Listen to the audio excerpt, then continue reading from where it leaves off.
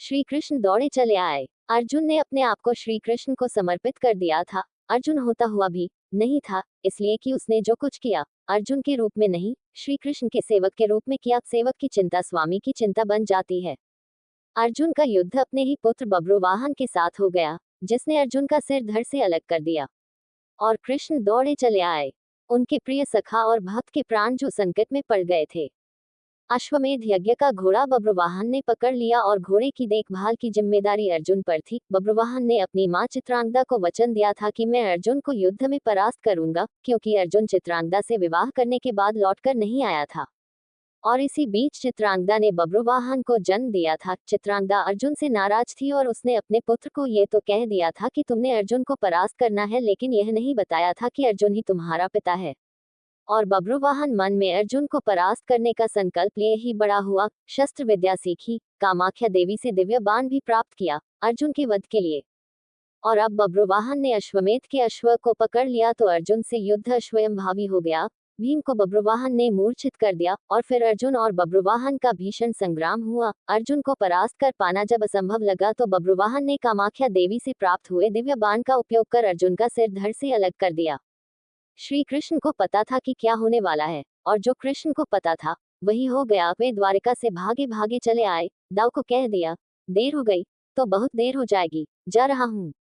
कुंती विलाप करने लगी, भाई विलाप करने लगे। अर्जुन पांडवों का बल था, आधार था, लेकिन जब अर्जुन ही न रहा तो जीने का क्या लाभ।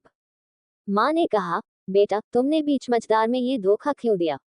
माँ बच्चों के कंधों पर इस संसार से जाती है और तुम मुझसे पहले ही चले गए। ये हुआ कैसे, ये हुआ क्यों। जिसके सखा श्री कृष्ण हो, जिसके सारथी श्री कृष्ण हो, वही हो निष्प्राण धरती पर नहीं लेट सकता।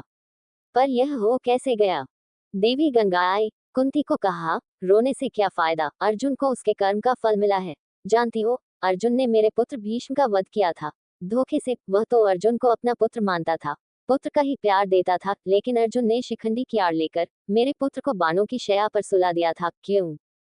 भीष्म ने तो अपने हथियार नीचे रख दिए थे, वह शिखंडी पर बाण नहीं चला सकता था, वह प्रतिज्ञाबद्ध था। लेकिन अर्जुन ने तब भी मेरे पुत्र की छाती को बाणों से छलनी किया। तुम्हें शायद याद नहीं, लेकिन मुझे अच्छी तरह याद है। तब मैं भी बहुत रोई थी। अब अर्जुन का सिर धड़ से अलग है। बब्रुवाहन ने जिस बाण से अर्जुन का सिर धड़ से अलग किया है, वह कामाख्या देवी माध्यम से मैंने ही दिया था। अर्जुन को परास्त कर पाना बब्रुवाहन के लिए कठिन था। आखिर उसने मेरे ही बाण का प्रयोग किया और मैंने अपना प्रतिशोध ले लिया। अब क्यों रोती हो कुंती। अर्जुन ने मेरे पुत्र का वध किया था और अब उसी के पुत्र ने उसका वध किया है। अब रोने से क्या लाभ। जैसा उसने किया वैसा ही पाया, मैंने अपना प्रतिशोध ले लिया। और प्रतिशोध शब्द भगवान श्री कृष्ण ने सुन लिया, हैरान हुए। अर्जुन का सिर धड़ से अलग था और गंगा मैया भीष्म की मां अर्जुन का सिर धड़ से अलग किए जाने को अपने प्रतिशोध की पूर्ति बता रही हैं। श्री कृष्ण सहन नहीं कर सके। एक नजर भर अर्जुन के शरीर को, बुआ कुंती को, पांडु पुत्रों को देखा, बब्रुवाहन और चित्रांगदा को भी देखा। कहा, गंगा मैया आप किससे किससे प्रतिशोध की बात कर रही हैं। बुआ कुंती से, अर्जुन से, या फिर एक माँ से। माँ कभी माँ से प्रतिशोध नहीं ले सकती, माँ का हृदय एक समान होता है, अर्जुन की माँ का हो या भीष्म की माँ का। आपने किस माँ प्रतिशोध लिया है। गंगा ने कहा, वासुदेव। अर्जुन ने मेरे पुत्र का उस समय वध किया था जब वह निहत्था था। क्या यह उचित था। मैंने भी अर्जुन का वध करा दिया उसी के पुत्र से। क्या मैंने गलत किया। मेरा प्रतिशोध पूरा हुआ, यह एक माँ का प्रतिशोध है। श्री कृष्ण ने समझाया, अर्जुन ने जिस स्थिति में भीष्म का वध किया, वह स्थिति भी तो पितामह ने ही अर्जुन को बताई थी, क्योंकि पितामह युद्ध में होते तो अर्जुन की जीत असंभव थी। और युद्ध से हटने का मार्ग स्वयं पितामह ने ही बताया था। लेकिन यहाँ तो स्थिति और है, अर्जुन ने तो बब्रुवाहन के प्रहारों को रोका ही है, स्वयं प्रहार तो नहीं किया, उसे काटा तो नहीं। और यदि अर्जुन ये चाहता तो क्या ऐसा हो नहीं सकता था। अर्जुन ने तो आपका मान बढ़ाया है, कामाख्या देवी द्वारा दिए गए आपके ही बाण का प्रतिशोध लेकर आपने पितामह का, अपने पुत्र का भी भला नहीं किया। गंगा दुविधा में पड़ गई। श्री कृष्ण के तर्कों का उसके पास जवाब नहीं था। पूछा, क्या करना चाहिए। जो होना था सो हो गया, आप ही मार्ग सुझाएं। श्री कृष्ण ने कहा, आपकी प्रतिज्ञा पूरी हो गई, उपाय तो किया ही जा सकता है, कोई रास्ता तो होता ही है। जो प्रतिज्ञा आपने की वह पूरी हो गई, जो प्रतिज्ञा पूरी हो गई तो अब उसे वापस भी लिया जा सकता है। यदि आप चाहें तो क्या नहीं हो सकता। कोई रास्ता तो निकाला ही जा सकता है।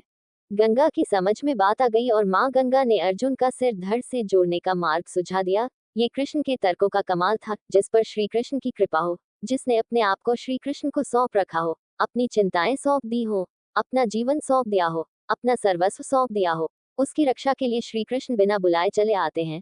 द्वारिका से चलने पर दाव ने कहा था, कान्हा, अब अर्जुन और उसके पुत्र के बीच युद्ध है, कौरवों के साथ नहीं, फिर क्यों जा रहे हो?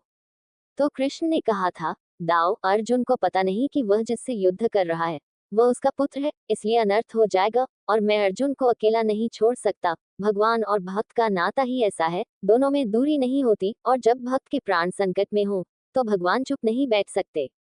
अर्जुन का सारा भाव हो और कृष्ण दूर रहे, ये हो ही नहीं सकता। याद रखें, जिसे श्री कृष्ण मारना चाहे कोई बचा नहीं सकता, और जिसे वह बचाना चाहे उसे कोई मार नहीं सकता। अर्जुन और श्री कृष्ण है ही एक। नर और नारायण। जय माता दी, जय शिव शंकर, हर हर महादेव, राधे राधे। प्लीज सब्सक्राइब करें मेरे चैनल को, जो बिल्कुल फ्री है। बेल आइकॉन को दबाएं, वीडियो को ज्यादा से ज्यादा शेयर करें। धन्यवाद।